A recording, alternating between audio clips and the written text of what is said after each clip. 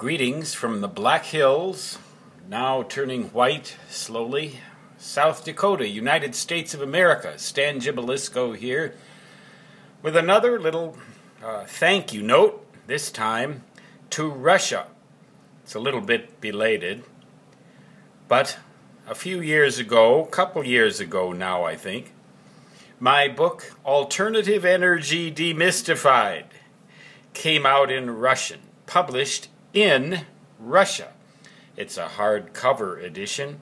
This is the first edition of the book that came out in Russia. Stan Gibilisco's copy, that just refers to the fact that that's my personal copy. Alternative Energy Demystified, a self-teaching guide.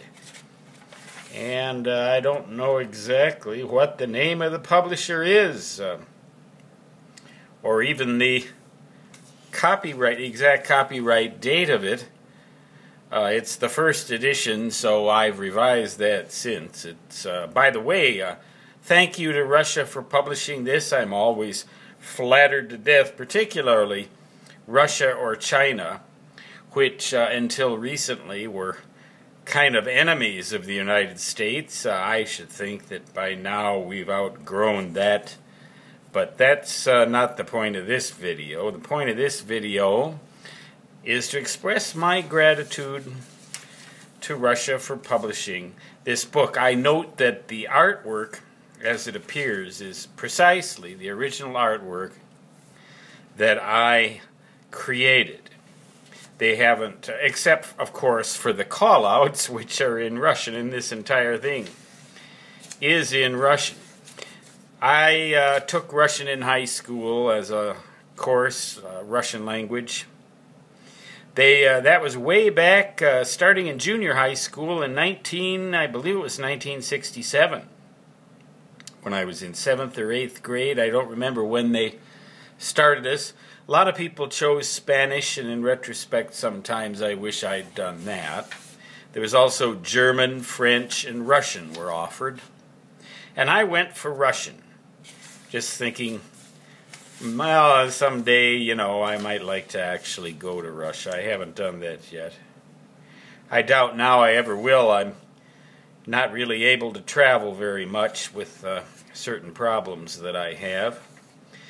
The quizzes and everything appear here. A, B, V, and G. Those are the first 4 letters of the Russian alphabet. There's one expression in here that occasionally appears, and in the quizzes, if I started a quiz or an exam question with an irrelevant premise, then one of the choices, the correct one, was always never mind, or disregard this, or forget about it. That is, the whole premise is wrong. That was what I actually wrote for the choice. I'm trying to find one of those instances in here now, because the Russians used a very interesting word for never mind or disregard this. They used the word nichevo, which more or less literally translates into nothing. Well, not literally. It generally they think of it as nothing or nonsense or never mind or something along those lines. But it's really none of those directly. Nichevo sort of just means harumph. Sometimes you'll ask someone how they are in Russian, and they'll say, how are things going? They say, nichevo, like harumph. Huh. That kind of thing. I guess that's more or less a literal translation. But here, you know, the book goes along, and it's pretty much looks the same as the English version, except for the alphabet, the Cyrillic. And I'm just trying to find an instance of that. Nichevo. I didn't do that very often, obviously. But, again, anyway, thank you very much, Russia, for publishing this. As for proceeds, sometimes they had a little trouble getting the call-out in some of the block diagrams. I guess it takes them a few more words to express some of that. Anybody in Russia, if you've actually got a copy of this and you want to tell me how you like it, email me. Go to sciencewriter.net and click on the mailbox link and send me an email in English, please, because my Russian, even though I took it in high school, about the only word I can remember is nichevo. Nichevo. Or я говорю по-русски очень плохо. I speak Russian very, very poorly. All right? Actually, not at all. But in any case, I am flattered to death by this kind of attention. To tell you the truth, I haven't even checked my royalty statements to see if I got any proceeds from this. I've never noticed any. But I would like to add one little footnote to all of this. I don't really care too much about proceeds from countries like this. I'm just happy to see that it has appeared that the Russians thought enough of my work to publish it at all. Nevertheless, that said, I would like to admonish all people who want to be writers. You'll go to my website and you can click on, that's sciencewriter.net. You can click on books available from Amazon and you'll see 70-some titles, or an awful lot of them. And you'll think, my gosh, this guy must be rolling in the dough. He must be rich.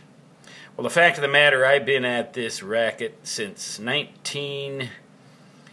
for about 30 years now, I think. And a while back, I got it into my head that I wanted to find out what my average income was, according to the Social Security Administration, what my Social Security eligible adjusted gross income actually was, what it averaged over those 30 years that I've been doing this. And when I did that, I'm not going to tell you a precise figure, but it's approximately the same as the starting salary of a school teacher in South Dakota. And I'll give you a hint, school teachers in South Dakota make less than school teachers in any other state. We rank 50th out of 50 here in South Dakota. A lot of us aren't terribly proud of that. And all you teachers, I think you're worth a heck of a lot more than they pay you here, or for that matter anywhere. And I think sometimes I'm worth more too. But that's the news. So if you think I'm rich, guess again. And if you think you're going to get rich by writing books, guess again. And as for the future of writing, more and more instances of publication where proceeds are not received, particularly pirated, downloaded works, are going to make writers harder and harder and harder to succeed financially. Nevertheless, I really love what I do, and I'm getting old enough now. Pretty soon, maybe I'll be able to get some of that Social Security income. But again, I don't want to accuse Russia of not paying me anything, because honestly, I haven't even checked my royalty statements recently to see whether there are any proceeds from Russia in there. My royalty statements now are so long and complicated because of all the work I've done that I'd drive myself out of my mind if I spent all my time worrying about the money. As long as I've got enough to keep from starving to death, and right now that's just about it, I'll continue to plug away at this racket.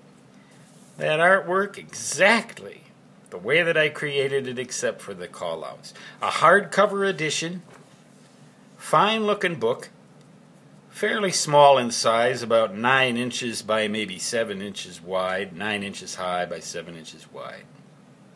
Sten Gibilisko. That is how they write my name. At least I can still read the alphabet and pronounce things. Although I'm not going to try this. Not now. Never did try that. Maybe I ought to do that. Well, with that, thank you again, Russia, for publishing my work and seeing fit. Look at some of the other work I've done and publish it too, why don't you? Stan Gibilisko, from the Black Hills of Dakota Territory, United States of America. Until next time, so long.